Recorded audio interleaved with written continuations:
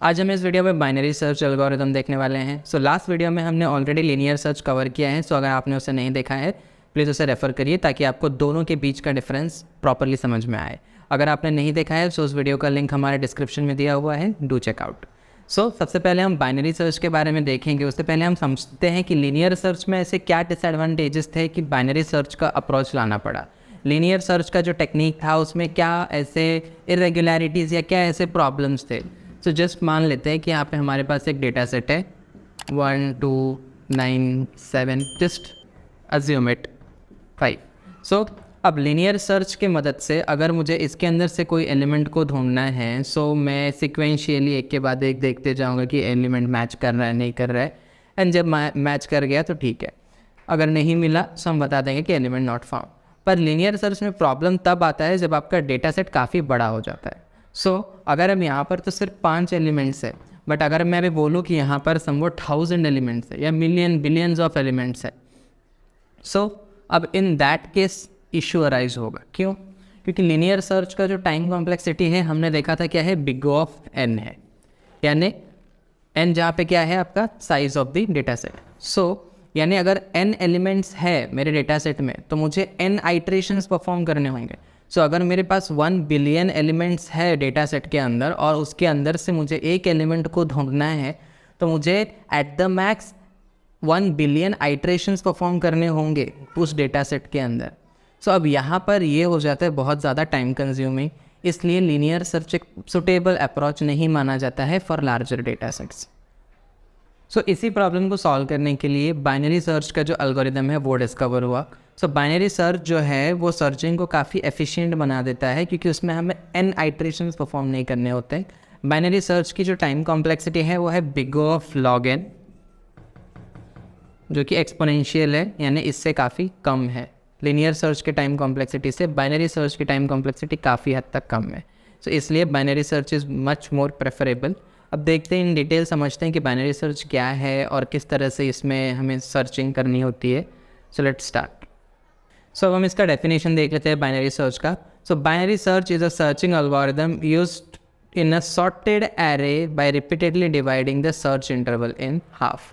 Now see, ये word यहाँ पे ज़रूरी है, सॉर्टेड एरे। तो बाइनरी सर्च जो है वो सर्चिंग एल्गोरिथम है, पर हम इसको हमेशा एक सॉर्टेड एरे पे ही अप्लाई कर सकते हैं।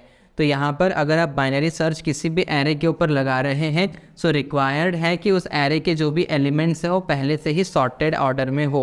इसको आप इसका एक डिसएडवांटेज भी मान सकते हैं क्योंकि हमें यहाँ पे पहले ही एरे के सारे एलिमेंट्स को सॉर्ट करना पड़ता है और फिर उसमें सर्च लगाना पड़ता है, जो कि हमें लीनियर सर्च में नहीं करना पड़ रहा था। अब जो भी हमारा एरे या डेटा सेट है उसके सर्च इंटरवल्स को हम हाफ बाय हाफ डिवाइड करते जाएंगे और उसमें एलिमेंट को ढूंढते जाएंगे। ये वाला जो पार्ट है इसका मतलब आपको बेटर वे में तब समझेगा जब हम एल्गोरिथम समझेंगे अलॉन्ग विथ एन एग्जांपल। सो फिलहाल के लिए हम एल्गोरिथम देखते हैं। सो एल्गोरिथम को मैंने स्टेप बाय स्टेप लिखा हुआ है और ये एज इट इज़ मैंने गिग फॉर गिग से उठाया हुआ है क्योंकि उन्होंने प्रॉपर फॉर्मेट में लिखा हुआ था। सो आप इससे वहाँ पे भी जाके रेफ़र कर सकते हैं। सो अभी हम स्टेप बाय स्टेप देखते हैं और समझते हैं। तो सबसे पहला जो बेसिक स्टेप्स में सबसे पहला है बाइनरी सर्च का, वो सबसे पहले क्या है, sort the array in ascending order. आपको आपका एरे अगर अनसॉर्टेड ऑर्डर में एरे हो या कोई भी डेटा सेट हो उसके अंदर अगर आपके एलिमेंट्स अनसॉर्टेड ऑर्डर में है, कोई प्रॉपर ऑर्डर में नहीं है, तो आपको उसे असेंडिंग ऑर्डर में सॉर्ट करना है। डिसेंडिंग में भी कर सकते हैं बट फिर यहाँ पे एल्गोरिथम में चेंजेस आएंगे। तो मैंने पहले ही बोला कि हमें सॉर्टेड एरे चाहिए यहाँ पे बाइनरी सर्च के लिए, इसलिए सबसे पहला जो स्टेप है वो आपको क्या करना है, आपके एरे को सॉर्ट करना है। सेकेंड स्टेप क्या कहा गया है, set the low index to the first element of the array and the high index to the last element. अभी एक इंस्टेंस के साथ ही समझते, एग्जाम्पल के साथ। अब यहाँ पर ये इंडाइसेस होते हैं 0 1 2 3 4 और ये इसका मान लेते हैं 5। तो मान लेते हैं कि एक सॉर्टेड एरे है। तो सबसे सेकेंड स्टेप हमें क्या कहता है कि लो इंडेक्स हमारा क्या होगा, यहाँ पे 0 होगा और हाई इंडेक्स क्या होगा, आपका लास्ट एलिमेंट का जो भी इंडेक्स होगा वो होगा। ओके, मैं इंडेक्स की बात कर रहा हूँ। तो हमें लास्ट एलिमेंट का इंडेक्स यहाँ पे लेना है हाई में और फर्स्ट एलिमेंट का जो इंडेक्स है उसे हमें लो में रखना है।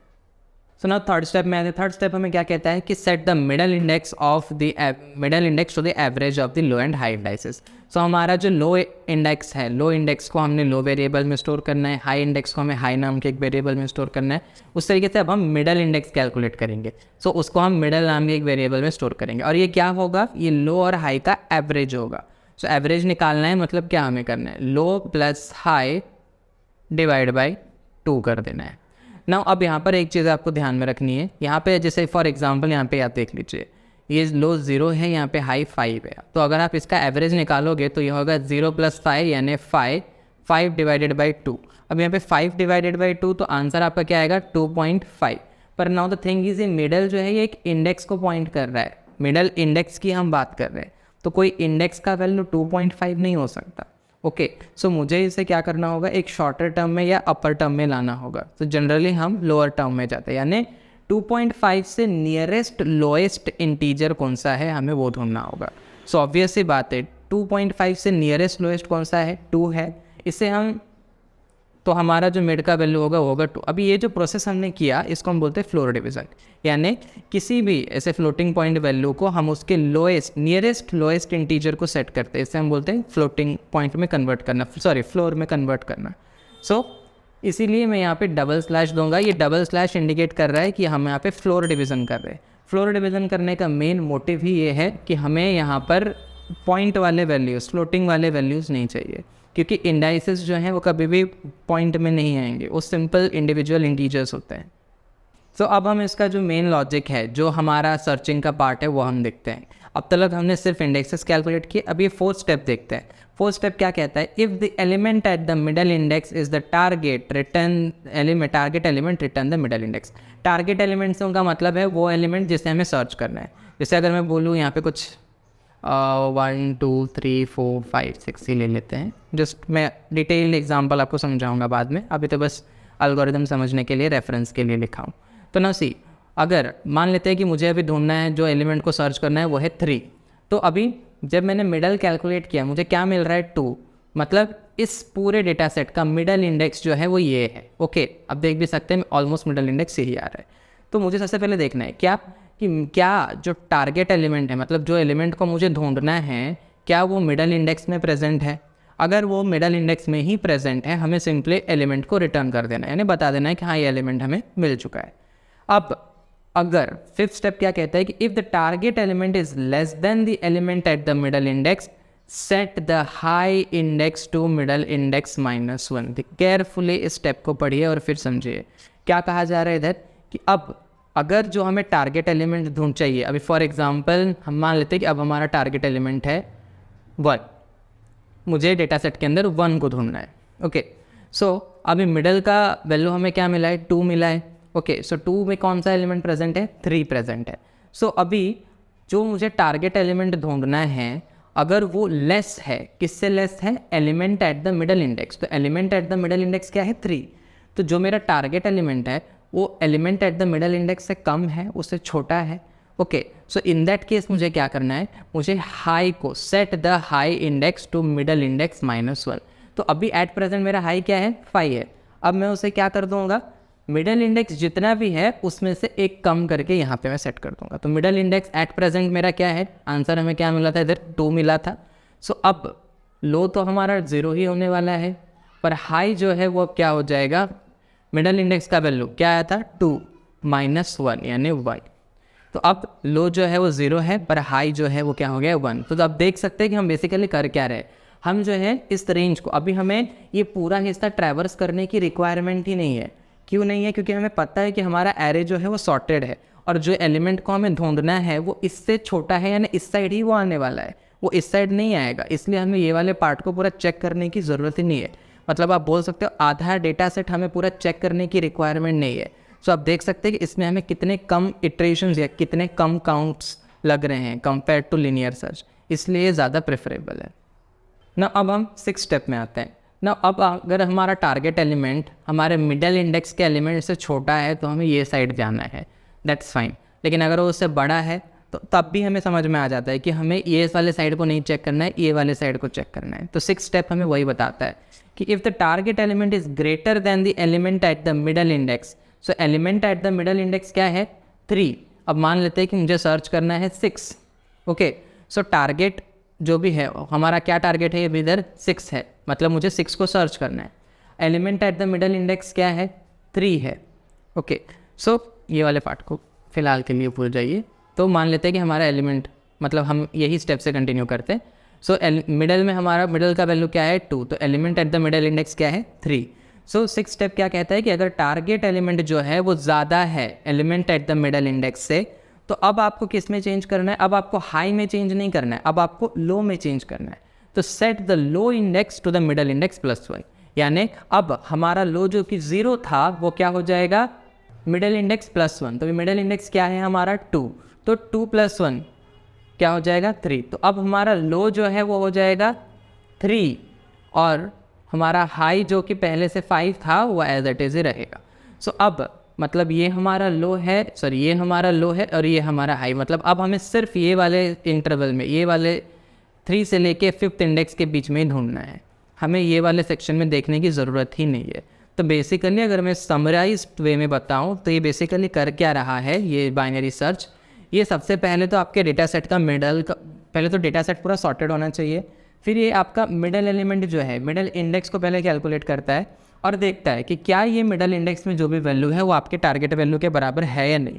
अगर नहीं है तो कंपेयर करता है, अगर टारगेट वैल्यू जो है इससे छोटा है तो इसे मतलब इससे जो नीचे वाला सेक्शन है, इससे जो छोटे वाले एलिमेंट्स है वो वहाँ चेक करेगा। अगर टारगेट वैल्यू जो है इससे ज़्यादा है, इससे बड़ा है, तो इसे अपने आगे वाला जो सेक्शन है उसमें चेक करेगा। और ये सिर्फ ये एक बार नहीं करता है, ये रिपीटेडली करता है। जैसे अब यहाँ पे आप देखिए, रिपीट स्टेप 3 to 6, 3 से लेके 6 तक के जो भी स्टेप्स है आपको तब तक रिपीट करना है, कब तक, until the element is found, जब तक कि आपको एलिमेंट ना मिल जाए, या तो फिर और it is clear that the element is not present in the array, या तो फिर आपको कंप्लीटली पता चल जाए कि एलिमेंट जो है आपके एरे में नहीं हो। आपको कब पता चलेगा, जब लो का वैल्यू हाई से ज़्यादा हो जाएगा।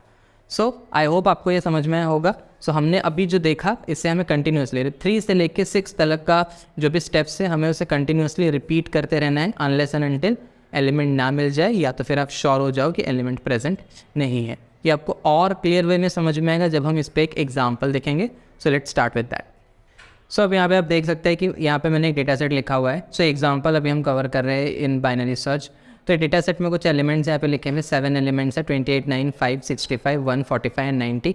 ये पूरा अनसॉर्टेड डेटा सेट है, बिल्कुल भी सॉर्टेड नहीं है असेंडिंग ऑर्डर में। तो जैसे कि हमने एल्गोरिदम में देखा था, हमारा सबसे पहला स्टेप क्या होगा कि हम इसे क्या करें, असेंडिंग ऑर्डर में सॉर्ट करें। तो सॉर्टेड एरे कुछ या सॉर्टेड डेटा सेटअप जो भी बोलना चाहिए, कुछ ऐसा दिखेगा हमारा।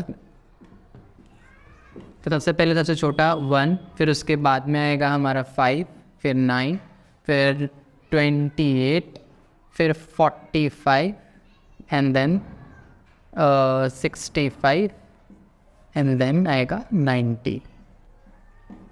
या 1, 5, 9, 28, 45, 65 एंड 90। सो मान के चलिए सबसे पहले तो मैं मान लेता हूँ कि फर्स्ट एग्जांपल में, मतलब फर्स्ट टाइम जो हमारा टारगेट है, तो मान लेते हैं वो है 28। मुझे इस डेटा सेट के अंदर 28 को सर्च करना है। इससे पहले बेटर अंडरस्टैंडिंग के लिए मैं इंडेक्स लिख लेता हूँ। इसका इंडेक्स है 0, इसका है 1, इसका है 2, 3, 4, 5 एंड 6। सो अब हम स्टेप्स फॉलो करेंगे। सबसे पहले तो हमें लो, हाई और मिड निकालना है, मिडल जो है वो। तो मुझे ढूंढना है इसमें 28 को। अब लो यहाँ पे क्या होगा, सबसे लोएस्ट इंडेक्स। हम इटरेशन वाइज चलेंगे तो यह हमारा पहला इटरेशन। सो ये इटरेशन 1 है। तो अभी यहाँ पे लो का वैल्यू हमारा इनिशियली क्या होने वाला है, एनीवे 0 ही होने वाला है। अब फर्स्ट इटरेशन में हमारा हाई का वैल्यू, क्योंकि अभी डेटा सेट पूरा है तो हमारा हाई का वैल्यू भी क्या हो जाएगा, 6 होगा, हाईएस्ट इंडेक्स। अब हमें मिडल निकालना है, मिड निकालना है। सो अभी मिड का फॉर्मूला मैंने क्या कहा था, लो और हाई का एवरेज, फ्लोर डिवीज़न भी आप बोल सकते हो। तो लो का वैल्यू है हमारा 0, हाई का वैल्यू है हमारा 6, इन दोनों का फ्लोर डिवीज़न करना है। तो 0 + 6 क्या होगा, 6। अगर आप 6 को 2 से डिवाइड करते हैं और फ्लोर डिवीज़न करते हैं, 6 को अगर आप 2 से डिवाइड भी करेंगे तभी भी आपको रिमाइंडर एनीवे 0 आने वाला है, पॉइंट में आंसर नहीं आने वाला है। तो 2 3 = 6। तो क्योंकि यहाँ पे पॉइंट में आंसर आ ही नहीं रहा है तो हमें वो फ्लोर डिवीज़न नहीं करने की ज़रूरत है यहाँ पे। सो सिंपली यहाँ पे आंसर हमें मिल गया 3। तो अभी हमारा मिड का वैल्यू जो है वो है 3, यानी ये तो अभी सबसे पहले तो हमें ये देखना है कि जो भी एलिमेंट को हमें सर्च करना है, यानी हमारा जो टारगेट है, क्या वो मिड का वैल्यू है, मिड वाले इंडेक्स में क्या हमारा टारगेट प्रेजेंट है। The answer is yes. हमें पहले ही इटरेशन में यहाँ पे रिजल्ट मिल चुका है, हमारा मिड का वैल्यू आया है 3 और एलिमेंट एट द मिड जो है वो क्या है, हमारा टारगेट ही है। इसका मतलब हमें पहले ही इटरेशन में आंसर मिल रहा है। सो ये है हमारा बेस्ट केस, क्योंकि यहाँ पे हमें आगे सर्च करने की ज़रूरत ही नहीं हुई। अब हम एक आध वर्स्ट केस का सिनेरियो भी लेके देख लेते हैं। सो अब ये तो यहाँ पे ख़त्म हो चुका है। अभी एक और एग्जांपल इसे मैं हटा देते हैं। इस केस में एक ही इटरेशन में ये हो गया, क्योंकि हमें सीधा जो भी मतलब हमारा मिड का वैल्यू मिला उसके उधर ही हमें एलिमेंट मिल गया। लेकिन अगर नहीं मिलता तो क्या होता, वो हम अभी सेकेंड वाले एग्जांपल में देखते हैं। तो सो अब यहाँ पे मान लेते हैं कि हमारा टारगेट जो है वो है 65 या 90 ले लेते हैं, या ऐसा भी एलिमेंट आप ले सकते हो जो इस डेटा सेट में हो ही नहीं, वो भी चलेगा। सो अभी टारगेट है हमारा 90। अभी लेट्स स्टार्ट सेम स्टेप, हम पूरा फिर से स्टार्ट कर रहे हैं हमारा पहला इटरेशन से। सो फर्स्ट इटरेशन क्या है, हमें लो हाई और मिड का वैल्यू निकालना है। सो लो का वैल्यू इनिशियली अगेन मैं इसको भी हटा देता हूँ, है लो का वैल्यू 0, हाई का वैल्यू एनीवे होगा 6 और मिड का वैल्यू अभी मैंने करके दिखाया क्या आएगा, 3 आएगा। तो अभी आगे का कंपैरिजन का पार्ट स्टार्ट होता है। जो भी मेरा टारगेट है क्या वो मिड वाले इंडेक्स में प्रेजेंट है, तो टारगेट है 90 और मिड का वैल्यू क्या है, मिड के इंडेक्स में कौन सा एलिमेंट प्रेजेंट है, 28। तो क्या दोनों सेम है या मैच हो रहे हैं, क्या नहीं हो रहा है। तो इसका मतलब कि डेटा, मान लेते हैं कि हमारे इस डेटा सेट का नाम है डेटा, तो डेटा के मिड वाले इंडेक्स में कौन सा एलिमेंट है, 28। ओके, और हमारा टारगेट क्या है 90। तो डेफिनेटली ये दोनों इक्वल नहीं है तो हमें क्या करना होगा, मैंने कहा था अभी हमें देखो कंपैरिजन करना है। यहाँ पे 90 जो है वो ये 28 से ज़्यादा है या कम, डेफिनेटली ज़्यादा है। तो हम ये वाले साइड में भी सर्च नहीं करेंगे, हमें ये वाले साइड की सर्च करने की ज़रूरत है, क्योंकि ये जो डेटा सेट है ये सॉर्टेड है। इधर से इस साइड सारे एलिमेंट्स इससे छोटे ही होने वाले हैं और इधर से इस साइड सारे इससे बड़े होने वाले हैं। तो क्योंकि ये एलिमेंट 90 जो हमारा टारगेट है वो इससे बड़ा है, तो हम इस साइड ही देखेंगे, उस साइड देखने की रिक्वायरमेंट नहीं है। तो मैंने उसके लिए आपको स्टेप बताया था कि हमें क्या करना है कि अगर ऐसा होता है कि जो अगर आपका टारगेट है वो आपके मिड वाले इंडेक्स में जो डेटा है उससे बड़ा है, तो इन दैट केस हम किस में चेंज करेंगे, लो में चेंज करेंगे। तो हमें क्या कर देना है, हमें बस लो का वैल्यू बदलना है। सो लो का वैल्यू हमारा अभी नया वाला लो का वैल्यू क्या हो जाएगा, मिड यानी जो भी हमारा मिड वाला इंडेक्स है दैट +1 यानी 3 + 1 जो कि क्या हो जाएगा 4। सो अब हमारा जो लो है वो यहाँ है और हाई हमारा अभी भी वही है। अब हम इटरेशन 2 की तरफ बढ़ते हैं। सो इटरेशन 2 में आते हैं अब हम। सो इटरेशन 2 में अभी हमने इटरेशन 1 में ही लो का नया वैल्यू निकाला है। तो लो का वैल्यू हमारा क्या है, अभी 4 है। हाई का वैल्यू हमने कोई भी चेंज नहीं किया है, तो हाई का वैल्यू अभी भी हमारा क्या है 6 है और अब हमारा लो का वैल्यू ये है। अब हमें इस रेंज के अंदर ही एलिमेंट को ढूंढना है। So let's start. अभी हमारा हाई का वैल्यू जो है वो क्या है 6 है। ओके या अब हम कैलकुलेट करते हैं, अगेन हमें मिड निकालना पड़ेगा। मैंने क्या कहा था वहाँ पे कि हमें वो स्टेप नंबर 7 याद करिए जो मैंने एल्गोरिदम लिखा था उसमें मैंने कहा था कि जब तक आपको एलिमेंट नहीं मिल जाता या जब तक आपका लो और हाई इक्वल या लो का वैल्यू हाई से ज़्यादा ना हो जाए तब तक आपको क्या करना है, 3 to 6 जो स्टेप्स थे उन्हें अगेन एंड अगेन रिपीट करते करते जाना है। सो ये इटरेशन हो चुका है। अब हम अगेन सेम प्रोसीजर फॉलो करने वाले, लो हाई मिड निकालना है और उसके बाद में अगेन वही कंपैरिजन्स करने हैं हमें। सो अभी इसलिए हम इटरेशन 2 में हैं। अब इटरेशन 2 में अगेन हमें मिड निकालना है। तो मिड के लिए हम क्या करेंगे, इन दोनों का एवरेज लेंगे। तो क्या हो जाएगा 4 + 6 फ्लोर डिवीजन बाई 2। 4 + 6 एनीवे क्या होता है 10 होता है। 10 को अगर आप 2 से डिवाइड करेंगे आंसर विल बी 5। पॉइंट नहीं आ रहा है तो आपको फ्लोर डिवीजन भी लगाने की ज़रूरत नहीं, तो यहाँ पे आंसर आ जाएगा हमारा 5। तो मिड का वैल्यू हमारा क्या आया है 5। तो डेटा एट मिड क्या है हमारा, यानी 5 वाले इंडेक्स में डेटा एट 5 क्या है 65। तो क्या ये 65 हमारे टारगेट से मैच हो रहा है, टारगेट क्या है हमारा 90। तो डेफिनेटली नहीं, टारगेट्स इसके बराबर नहीं है। Data is not found, data नहीं मिला तो अगेन आपको वही 4 और 5 वाले स्टेप को देखने होंगे। तो क्या कहना है वो कि अभी हमारा टारगेट अगेन 90 है और डेटा एट मिड जो है वो क्या है 65 है। तो क्या हमारा टारगेट डेटा एट मिड से ज़्यादा है या कम है? तो डेफिनेटली 90 जो है वो 65 से क्या है ज़्यादा है। तो यानी हम अगेन ये वाले रेंज को चेक करेंगे, ना कि ये वाले रेंज को चेक करेंगे। सो क्योंकि ये वाला जो मिड है इसका जो वैल्यू है 65 वो 90 से छोटा है, मतलब ये वाला जो हमें टारगेट है इससे छोटा है, इसलिए हमें क्या करना, अगेन इस साइड ही जाना है। तो हमें किस में चेंज करना है, मैंने एल्गोरिथम में लिखा हुआ है, अगेन हम किस में चेंज करेंगे, लो में ही चेंज करेंगे। हमें ये वाले रेंज को ट्रैवर्स करना है। सो अब हमारा जो नया लो है वो क्या हो जाएगा, तो क्या कहा था मैंने, मिड +1। तो मिड क्या है हमारा यहाँ पे 5 है। सो 5 + 1 यानी यहाँ पर भी मैंने मिड लिखा हुआ है, तो 5 + 1 जो कि क्या हो जाएगा 6। अब आते हैं नेक्स्ट स्टेप की तरफ। अभी यहाँ पे अब हम इटरेशन 3 में आते हैं। सो इटरेशन 3, नाउ सी इटरेशन 2 में हमें ऑलरेडी लो का वैल्यू मिला हुआ है। सो क्या है अभी हमारा करंट लो वो है 6 और हमारा हाई का वैल्यू भी एट प्रेजेंट क्या है 6। अब हम मिड निकालते तो मिड क्या होता है, low plus high floor division by 2। तो अभी लो क्या है हमारा 6, हाई भी हमारा 6, दोनों का फ्लोर डिवीज़न निकालेंगे। सो अभी 6 + 6 12 को डिवाइड बाई 2 करेंगे, आंसर अगेन विल बी 6। यानी लो मिड हाई तीनों का ही वैल्यू आ रहा है 6। अब हमारा सेम चेक हम सबसे पहले देखेंगे कि क्या डेटा एट मिड यानी हमारे 6th इंडेक्स में जो भी डेटा है वो हमारे टारगेट के बराबर है क्या। द आंसर इज़ येस, मेरा टारगेट 90 है और यहाँ पर मिड वाले इंडेक्स में जो भी डेटा है वो भी 90 है, मतलब एलिमेंट जो है वो मुझे मिल रहा है। एलिमेंट मिल गया तो मुझे सिंपली क्या कर देना है, रिटर्न एलिमेंट। ओके, सो अब हम एक स्पेशल केस देखते हैं। अभी तो यहाँ पर हमें 90 मिल चुका है, सो दैट्स फाइन। अब अगर मान लेते हैं कि 90 हमारे डेटा सेट में होता ही नहीं, यहाँ पे हम 90 की जगह मान लेते हैं समवॉट से 95। ओके, सो अब सेम सिनेरियो, सब कुछ सेम ही चलेगा। लो का वैल्यू 6 होगा, हाई का वैल्यू भी 6 होगा, मिड का वैल्यू भी हमें 6 मिलेगा, but data at the mid 95 है, यानी वो हमारे टारगेट के बराबर नहीं है। सो इन दैट केस क्या होगा, इन दैट केस इस वाले पार्ट को फिलहाल के लिए आप अवॉइड करिए। यहाँ पे सर ये मिड तक का तो सब कुछ सही है, इसको मैं हटा देता हूँ।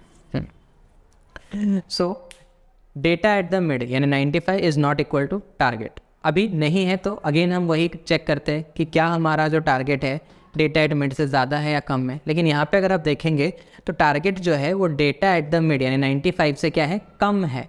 तो इन दिस केस हम किस में चेंज करेंगे, हमारे हाई में चेंज करेंगे, ना कि लो में चेंज करेंगे। तो हाई का वैल्यू क्या हो जाएगा, बेसिकली हाई का value will B mid -1। Mid हमारा क्या था 6 था, तो और उसको हम माइनस कर रहे हैं 1 से, तो हमारा नया हाई का वैल्यू जो है वो क्या आ जाएगा 5। ना यही आपके लिए एक चेक है। अब यहाँ पे देखेंगे हाई का वैल्यू आ रहा है 5 और लो का वैल्यू इस वाले इटरेशन में क्या था 6 था। तो आपका हाई जो है वो आपके लो से कम है, या आप उल्टा बोल सकते हो कि लो जो है वो आपके हाई से ज़्यादा हो चुका है। ये इंडिकेशन है कि आप आगे और नहीं बढ़ सकते, यही आपको टर्मिनेट करना है, क्योंकि आपने जितने एलिमेंट्स को चेक करने था आपने चेक कर लिया है। ओके, सो अगर हम एक शॉर्ट कंपैरिजन करें बाइनरी सर्च और लीनियर सर्च के अंदर, तो आप यहाँ पे देख सकते हैं ये डेटा सेट को, अगर मैं यही एलिमेंट्स को, मान लीजिए मैं 90 को सर्च कर रहा होता, मेरा टारगेट यही होता और मैं इसे यूजिंग लीनियर सर्च करता, तो हमें पूरे 7 इटरेशंस करने होते। ओके, यही चीज़ जब मैं बाइनरी सर्च से कर रहा हूँ तो यहाँ पे आप देख सकते हैं कि मुझे सिर्फ और सिर्फ 3 इटरेशन में एलिमेंट मिल जा रहा है। सो ये हमें बताता है कि बाइनरी सर्च कितना एफिशिएंट है कंपेयर टू लीनियर सर्च। वहीं अगर आप एक और चीज़ देखेंगे, यहाँ पर बाइनरी सर्च में हमारा डेटा सेट को हमें पहले सॉर्ट करने की रिक्वायरमेंट हो रही थी, लीनियर सर्च में उसकी रिक्वायरमेंट हमें नहीं हो रही थी। बट या इटरेशंस के मामले में बाइनरी सर्च कम इटरेशंस लेता है कंपेयर टू लीनियर सर्च, इसीलिए इसकी टाइम कॉम्प्लेक्सिटी भी है big O of log n, यानी एक्सपोनेंशियल है इसकी टाइम कॉम्प्लेक्सिटी। वहीं लीनियर सर्च की टाइम कॉम्प्लेक्सिटी लीनियर है, यानी बिग O ऑफ n है। ओके, सो इससे हमें पता चल जाता है, शॉर्ट समरी मिल जाता है। अब इतने सारे इटरेशंस ख़त्म करने के बाद, सो आई होप अब आपको डेफिनेशन का वो लास्ट सेक्शन जो मैंने आपको कहा था कि मैं आपको बाद में समझाऊंगा, वो आपको क्लियर हो गया होगा। सो वहाँ पे हमें क्लियरली बताया गया था कि हम जो सर्च इंटरवल है उसे रिपीटेडली हाफ में डिवाइड करने वाले थे। ओके, सो हमने यहाँ पे वही किया है। हम जो भी सर्च इंटरवल थे उन्हें बार बार, पहले हमने इसको हाफ में किया, फिर उसके बाद में इसको हमने हाफ में किया और फिर फाइनली हम यहाँ पर आए। तो कुछ इस तरीके से हम बाइनरी सर्च को इम्प्लीमेंट करते हैं। सो अब हम इसे प्रोग्रामेटिकली इम्प्लीमेंट करके देखते हैं। So let's switch to the coding part.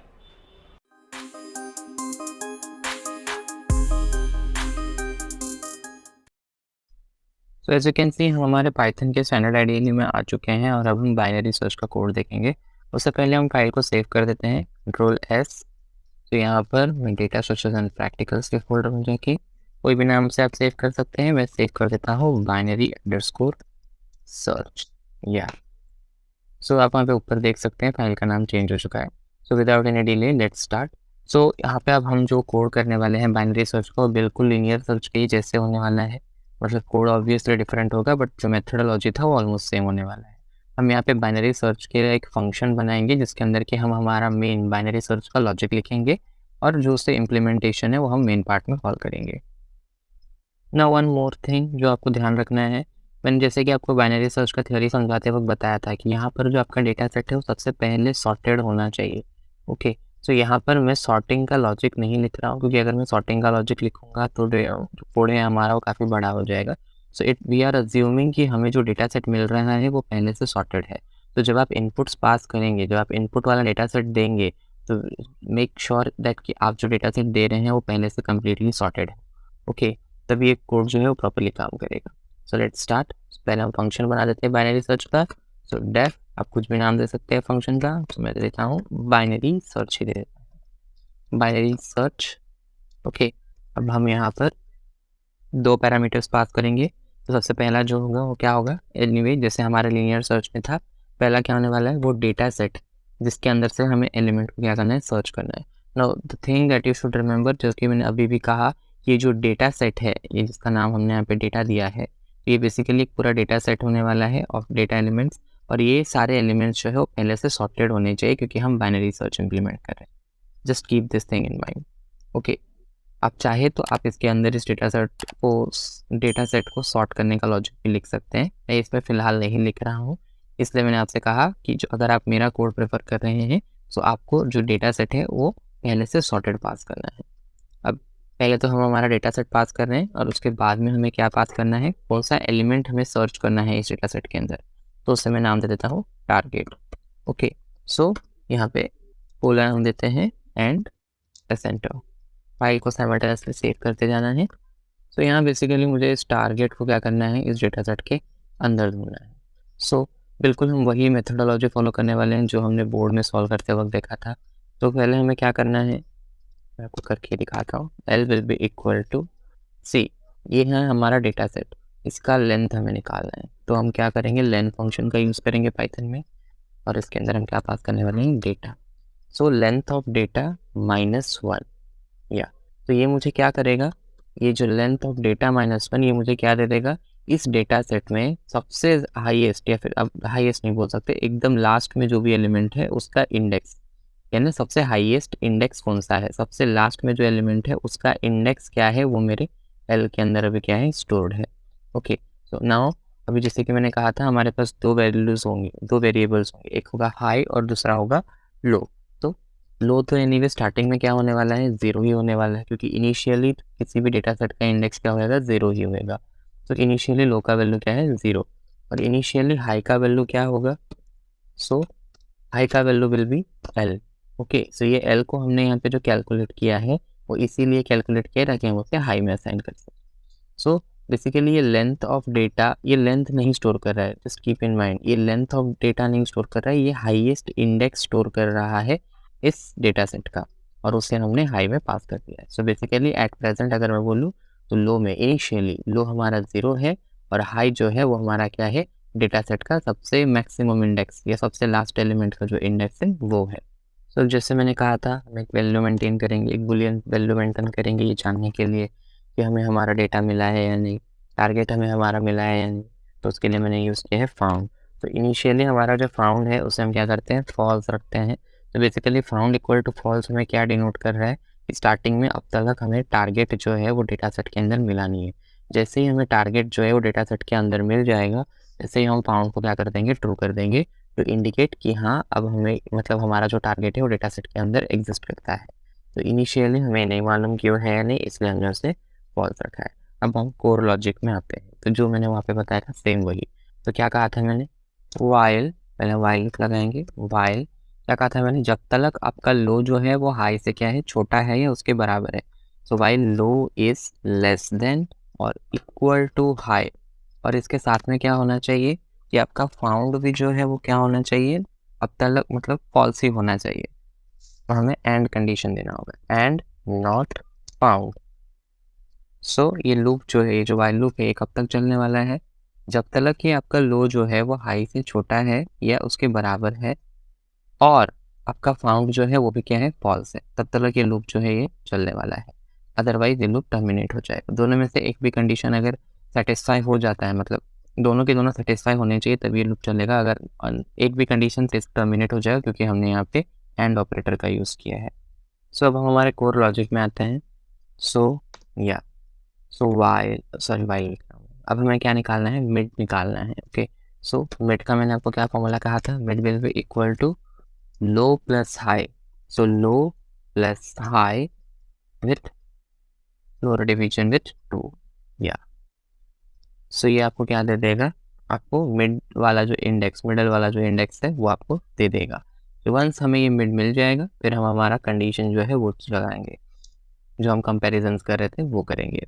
So let's start doing that. So if, क्या कंडीशन कहा था मैंने पहले कि अगर हमारा जो टारगेट है, ये वाला जो टारगेट है वो हमारे मिड के डेटा से, मिड वाला जो इंडेक्स है वहाँ पे जो भी डेटा होगा उससे अगर छोटा है तो हमें हाई को चेंज करना है। तो अब हम वो लिखते हैं। सो इफ़ टारगेट, जो हमने बोर्ड में समझा था सेम टू सेम हम वही लिखे। सो आपको सबसे पहले थियरी का कंसेप्ट क्लियर करना है। So if target is less then data, caps lock on, so data at mid, मतलब मिड वाला जो इंडेक्स, ये जो हमने यहाँ पे मिड कैलकुलेट किया, इस मिड वाले इंडेक्स में जो भी डेटा है, डेटा सेट में मिड वाले इंडेक्स में जो भी एलिमेंट है, अगर वो हमारे टारगेट से बड़ा है या हमारा टारगेट जो है वो उससे छोटा है तो हमें क्या करना है, हमें हाई में चेंजेस करने हैं। सो क्या होगा हमारा नया high, so high will be equals to mid -1। Okay, ये हमने बोर्ड में भी देखा है। तो आपको बस ये लॉजिक्स अपने दिमाग में फिट करना है, बाकी सब इजीली हो जाएगा। फिर दूसरा कंडीशन क्या था हमारा, एलिफ, अगर क्या हमारा टारगेट जो है वो डेटा एट मिड से ज़्यादा है तो क्या। सो इफ हमारा जो टारगेट है is greater than data of mid, यानी मिड में जो भी डेटा है उससे हमारा टारगेट जो है वो ग्रेटर है, तो इन दैट केस हमने क्या कहा था, हमें लो में चेंज करने होंगे, या मिड नहीं, लो। सो लो जो है वो हमारा अब चेंज हो जाएगा और वो नया लो जो है वो हमारा क्या होगा, मिड +5। ओके, फाइल को सेव कर देंगे। या अब नाउ हमने अभी लेस देन के लिए लिख दिया, ग्रेटर देन के लिए लिख दिया। व्हाट इफ टारगेट और जो हमारा डेटा एट मिड है दोनों इक्वल हो जाए, यानी ना ही हमारा, अगर ये दोनों कंडीशन सेटिस्फाई नहीं हो रहे, यानी इफ़ और एलिफ वाला कंडीशन सेटिस्फाई नहीं हो रहा है, मतलब ना ही हमारा जो टारगेट है वो डेटा ऑफ मिड से छोटा भी नहीं है, ना ही हमारा जो टारगेट है वो डेटा ऑफ मिड से बड़ा है, तो इन दैट केस क्या है, हमारा जो टारगेट है वो क्या है, होगा डेटा ऑफ मिड से इक्वल होगा। तो आप एल्स लगा के भी लिख सकते हो, मैं एलिफ लगा रहा हूँ सीधा, क्योंकि ये दोनों कंडीशन सेटिस्फाई नहीं होंगे तो एनीवे ये थर्ड वाले कंडीशन में ही आने वाला है। तो आप एल्स लगा के भी कर सकते हो, एलिफ लगा के भी कर सकते हो। So elif target is equals to data at mid. Okay, यानी पहला वाला कंडीशन कह रहा है अगर ये वाला कंडीशन सेटिस्फाई नहीं हुआ, मतलब टारगेट जो है वो डेटा एट मिड से छोटा भी नहीं है, ये भी नहीं हो रहा है सेटिस्फाई, मतलब टारगेट जो है वो डेटा एट मिड से बड़ा भी नहीं है। अब ये वाले कंडीशन में ऑब्वियसली ये वाला कंडीशन तो सेटिस्फाई होगा ही ना, अगर ये दोनों नहीं हो रहे हैं इसका मतलब टारगेट जो है वो डेटा ऑफ मिड से क्या है, बराबर है, तो आप इसे एल्स लगा के भी लिख सकते हो। सो या एल्स लगाएंगे तो हमें लिखने की भी ज़रूरत नहीं है। तो मैंने एलिफ लगाया है, आप चाहो तो एल्स लगा सकते हो। सो एनीवे, अगर टारगेट और डेटा एट मिड दोनों इक्वल है तो इसका मतलब क्या है कि हमें वो एलिमेंट जो है, हमारा जो टारगेट है वो मिल चुका है, क्योंकि टारगेट जो है वो मिड वाले पोजीशन में जो डेटा है उसके बराबर है, यानी डेटा सेट के अंदर हमें टारगेट मिल चुका है। तो टारगेट मिल चुका है तो हम क्या कर देंगे, हम फाउंड को क्या कर देंगे, ट्रू कर देंगे। तो वंस हमने फाउंड को ट्रू किया तो ऑटोमेटिकली नेक्स्ट इटरेशन चलेगा, डेफिनेटली नहीं। क्यों, क्योंकि जैसे ही फाउंड ट्रू हो जाएगा वैसे ही नेक्स्ट इटरेशन में जब वाइल लूप का ये कंडीशन चेक होगा तो भले ही लो का वैल्यू कुछ भी हो, हाई का वैल्यू कुछ भी हो, बट ये वाला कंडीशन सेटिस्फाई नहीं होगा, क्योंकि नॉट फाउंड तब ट्रू नहीं होगा, क्योंकि फाउंड का वैल्यू तब, मतलब सॉरी, नॉट फाउंड जो है तो वो सेटिस्फाई नहीं होगा, क्योंकि फाउंड का वैल्यू ट्रू हो चुका है। नॉट फाउंड का मतलब क्या, फाउंड का वैल्यू फॉल्स होना चाहिए। तो डेफिनेटली लूप की दोनों कंडीशन सेटिस्फाई नहीं होंगे, जिसके चलते लूप टर्मिनेट हो जाएगा। ओके या सो हमारा जो कोर लॉजिक था वो सिर्फ इतना ही था बाइनरी सर्च का। सो अब हमें क्या करना है, इस मेथड के बाहर आना है, सॉरी मेथड में आके व्हाइल लूप के बाहर आके हमें रिटर्न कर देना है। क्या रिटर्न कर देना है, फाउंड रिटर्न कर देना है। सो अब जब हम ये फंक्शन को कॉल करेंगे बाइनरी सर्च को, तो ये हमें क्या करेगा, फाउंड का वैल्यू रिटर्न करेगा। सो अगर फाउंड का वैल्यू फॉल्स है तो फाउंड का वैल्यू अगर लास्ट तक फॉल्स है, इसका मतलब हमें डेटा मिला ही नहीं है, सॉरी जो हमारा टारगेट है वो हमें हमारे डेटा सेट में मिला ही नहीं है। अगर फाउंड का वैल्यू ट्रू मिलता है, इसका मतलब क्या, कि आपका जो टारगेट है वो आपको डेटा सेट के अंदर मिल चुका है। सो अब हम इसका इम्प्लीमेंटेशन देखते हैं ना। इससे पहले कि हम इम्प्लीमेंटेशन की तरफ बढ़े, पहले हम फाइल को सेव कर देते हैं। या सो यहाँ हमारी फाइल जो है वो सेव हो चुकी है। सो या इससे पहले कि हम आगे बढ़े, एक बार हम डायग्रामेटिक रिप्रेजेंटेशन भी समझ लेते हैं बाइनरी सर्च का। अगर आपको पहले से ये चीज़ समझ में आई है, जब मैंने बोर्ड में एग्जांपल सॉल्व किया था, तो आप ये पार्ट स्किप भी कर सकते हैं। फॉर दोस्त जिन्हें ये नहीं समझ में आया है, हम इसे एक बार कोडिंग पॉइंट ऑफ व्यू से देख लेते हैं। आई विल सजेस्ट कि आप देखिए, ताकि आपका कंसेप्ट और ज़्यादा क्लियर हो, क्योंकि मैंने इस पर डिटेल्स के साथ स्टेप्स लिखे हुए हैं। सो नाउ सी, जब ये फंक्शन कॉल होगा बाइनरी सर्च का, तो इसमें दो एलिमेंट्स हम पास करेंगे, डेटा और टारगेट। तो यहाँ पे ये जो है ये हमारा क्या है, डेटा है। ओके सो ये जो है हमारा डेटा है। सो ये जो है, ये वाला जो डेटा सेट आपको दिख रहा है, ये हमारा डेटा है, ये वाला डेटा है। अब एग्जाम्पल के साथ मैं समझा रहा हूँ। तो यहाँ पे हमारा टारगेट जो है वो हम क्या मान के चल रहे हैं, 59, यानी मुझे इस डेटा सेट के अंदर क्या ढूंढना है, 59 को ढूंढना है यूजिंग बाइनरी सर्च। सब हम इसे कोडिंग के पर्सपेक्टिव से समझेंगे। तो यहाँ पे सबसे पहले तो हम एल कैलकुलेट कर रहे हैं। एल इज़ हमारा हाईएस्ट इंडेक्स, तो इसलिए हमने क्या किया, लेंथ ऑफ डेटा माइनस ना सी। यहाँ पे जब आप लेंथ ऑफ डेटा कॉल करोगे, ये आपका डेटा है पूरा, और इस पर आप लेंथ फंक्शन को कॉल करोगे, तो आपको आंसर आएगा 6, क्योंकि लेंथ जो है आपको टोटल नंबर ऑफ एलिमेंट्स देता है। तो 1 2 3 4 5 6 एलिमेंट्स है, तो आपका लेंथ होगा 6। पर 6 - 1 यानी कि आपका हाईएस्ट इंडेक्स, तो 6 - 1 क्या हो जाएगा, 5। इसलिए हमने ये वाला टेक्निक यूज़ किया है for calculating the highest index. इसलिए मैंने यहाँ पे लेंथ ऑफ डेटा -1 किया, तो मुझे क्या मिल जाएगा, automatically highest index. Always highest index जो होता है वो हमारा क्या होता है, length of the data set -1।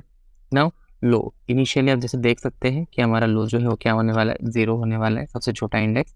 और हाई जो है वो हमारा क्या होगा, एल होगा, यानी क्या होगा, हमारा 5 जो है वही होने वाला है। और इनिशियली स्टार्टिंग में हमारा फाउंड जो है वो क्या है, फॉल्स है। तो हमारा लो जो है वो 0 है और हाई जो है हमारा 5 है। तो डेफिनेटली हमारा वाइल लूप चलेगा, क्योंकि लो जो है वो हमारा हाई से छोटा है। लो इज़ 0, हाई इज़ 5, तो low is less than equal to 5, this condition is getting satisfied.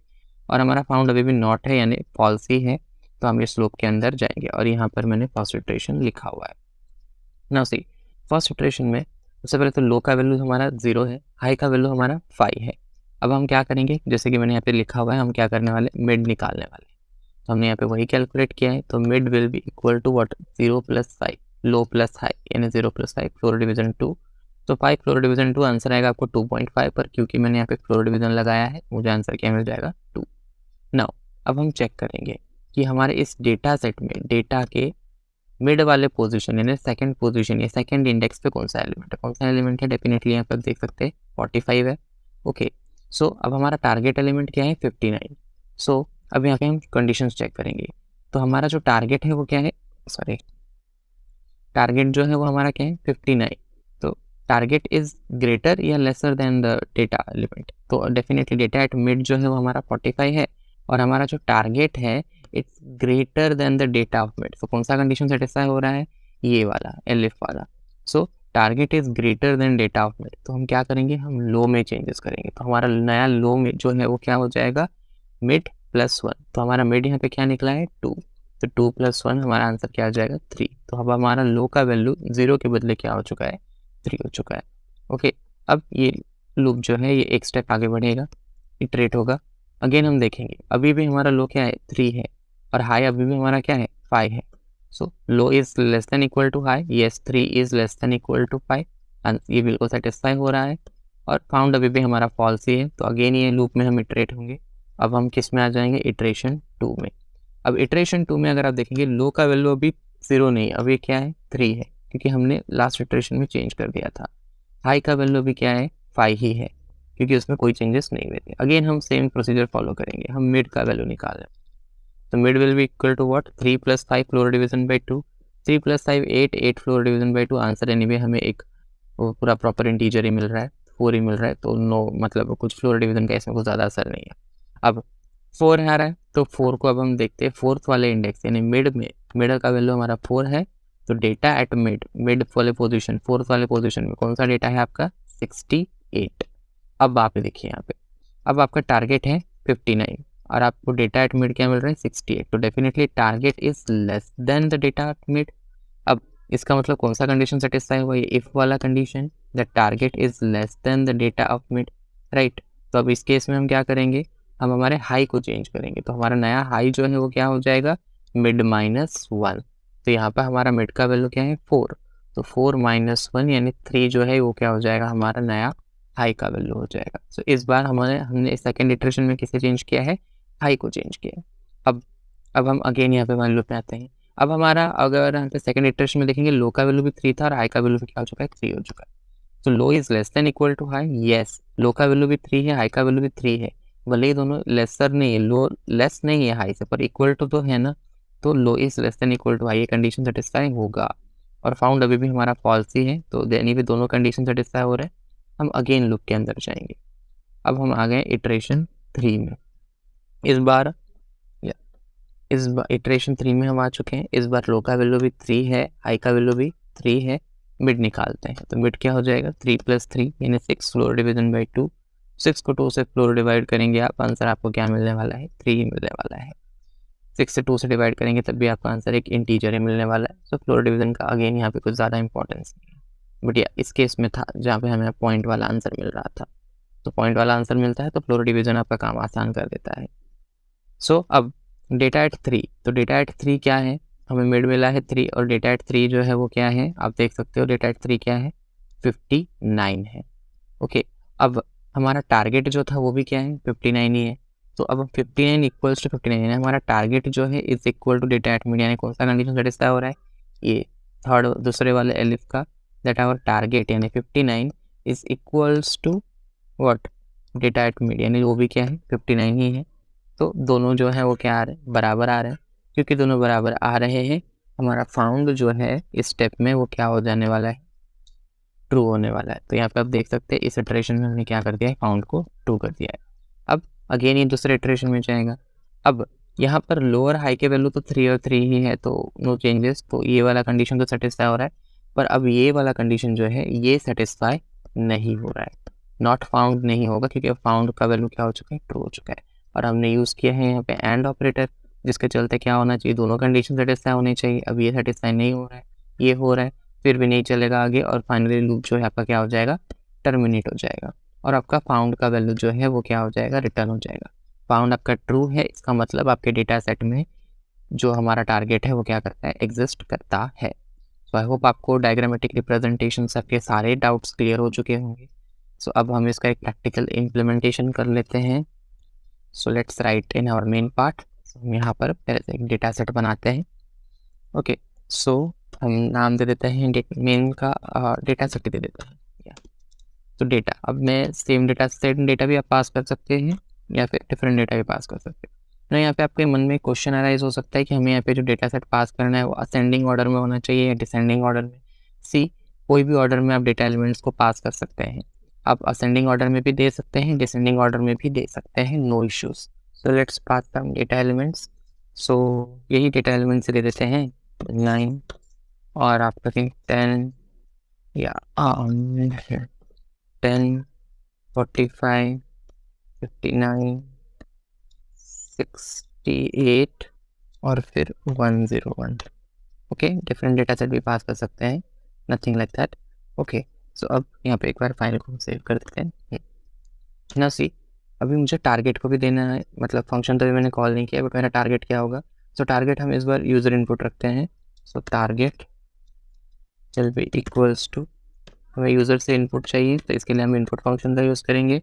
और यहाँ पे आप अपना मैसेज दे दीजिए यूज़र को जो आपको देना है, enter the data element to search, data element to search. Find या सर्च जो भी लिखना चाहे फाइंड लिख लेता, सर्च भी लिख सकते हैं, बेटर होगा। अब यहाँ पे जो डेटा एलिमेंट है ये हमारा क्या होना चाहिए, कि इंटीजर होना चाहिए। सो मैं यहाँ पे इंट लिख देता हूँ, इंट में हम इसको कास्ट करते हैं, या इंटीजर ही हमें चाहिए, हमें बता रहा है उसको।